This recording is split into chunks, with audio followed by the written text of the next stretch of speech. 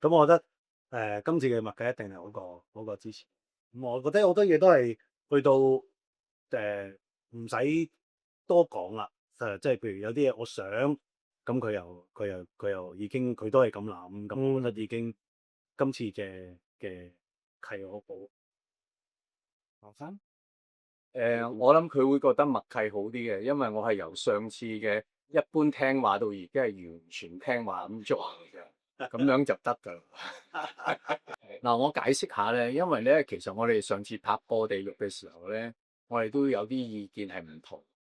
但係我哋一切咧都係以賽果作，即係所有唔同嘅嘢咧，但係最後尾都照佢咁去做咗出嚟，咁結果個效果係好好嘅。咁所以今次咧就基本上我即係唔係淨係我啦，我諗我同阿 Michael 許冠文先生都係咧，完全投降地佢話我哋就做乜，因為而家係覺得佢係嗰個 judgment 最準嘅人，咁所以你係咪覺得默契好款？我覺得係。今次個角色同上次破地獄係好唔同嘅。上次嘅角色係一個好即係相對嚟一個好聽話嘅。呢次嘅角色基本上係一個深不可測嘅人，咁都要不停同導演去溝通啊，摸索啲究竟佢係一個點樣嘅人咁樣嘅，係複雜好多呢次佢。上一次嘅道生就係一個簡單好夠嘅。呢次都係一個，我諗大家會見到，總之同我哋係完全唔同嘅，唔同。無論個戲裏面個人嘅關係，到成個戲嘅架構嗰個嘅層次，都係又去咗另一樣嘢度。其實唔止佢兩個，我覺得今次佢哋成班，因為我哋基本上係破地獄嘅班底啦，咁然之後再加咗一啲好嘅演員入，嘉欣啦咁樣。咁你就會見到一班好中意做戲、好叻做戲嘅人，佢哋會去有走到演鬥演技。今次係真係啊，係啦，我係非常高興嘅，做咗一樣咧，基本上係之前拍嘅所有嘢啊。總之我之前成個人生都冇嘅，咁喺呢一次咧就我哋係做到非常滿足啊！呢個係我哋做咗一次先，咁樣嘅嘢咧，不妨又多做啦。係啦，係啦，我覺得呢個係睇嘅時候真係要。導演一開波嘅時候已經話要求所有人要識講英式英文，咁仲要係一個年代嘅，即係60年代，仲要係上入社會有讀過書嘅，咁所以佢有啲好奄尖嘅要求，而希望可以達緊張啊！但係我睇完嘉欣嘅對白咧，我就戥佢緊張，係所有人都戥我緊張。真係佢嘅對白係下下都咁長。有啲係英文，又係中文，就算中文嚟講，即係嗰啲字都好難講，因為好少講，因為佢好多專有名詞啊咁樣，所以戥佢緊張成家緊張。唔係我自己覺得極之有挑戰性。